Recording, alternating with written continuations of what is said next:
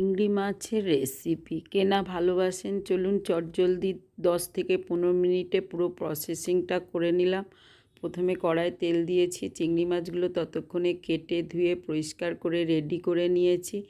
এবার তেলের মধ্যে চিংড়ি মাছ দিয়ে লবণটা দিয়ে দিয়েছি, একটু হলুদ দিয়েছি, দিয়ে নাড়িয়ে চাড়িয়ে দেখুন সমস্ত জলটা শুকিয়ে নেব। এইভাবে চিংড়ি মাছের প্রসেসিং করে যদি ফ্রিজে রেখে দেন ইচ্ছে মতো ব্যবহার করতে পারেন। জলটা ড্রাই করে শুকিয়ে নিয়েছি, একটুও জল নেই। এবার একটা কন্টেনারে তুলে রেখে দিলেই হলো।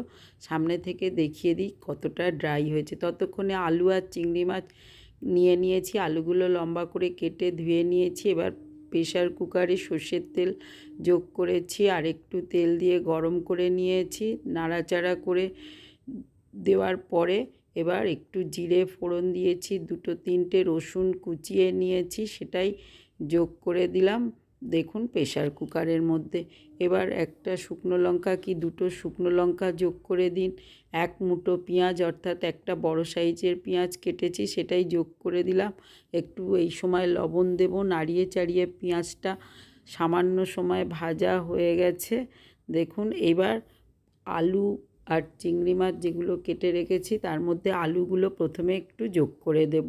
2টো কাঁচা লঙ্কা দিয়ে দিলাম, লাল লঙ্কার গুঁড়ো, হলুদ সমস্ত হাফ টিস্পুন করে দিয়েছি। প্রয়োজন মতো দেবেন, ঝাল বেশি খেলে আর একটু দিতে পারেন কালারের জন্য। এবার পরিমাণ মতো সেম জল দিন, বেশি জল দেবেন না, গ্রেভিটা যেরকম খাবেন অর্থাৎ সেরকম। এবার চিংড়ি মাছটা যোগ করে দিলাম, বেশ কিছুটা চিংড়ি মাছ।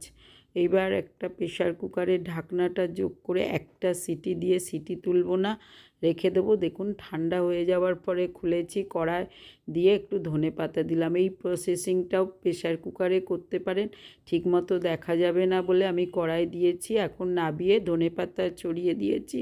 রেডি আমার চিংড়ি মাছের রেসিপি। 10 থেকে 15 মিনিটে বানিয়ে ফেলুন। গরম ভাত, রুটি যার সঙ্গেই খাবে দারুণ জমে যাবে। বাকিটা প্রসেসিং করে রেখে দিন। ব্যস্ত জীবনে রেসিপিগুলো ট্রাই করতে পারেন, আমি সবসময় করি।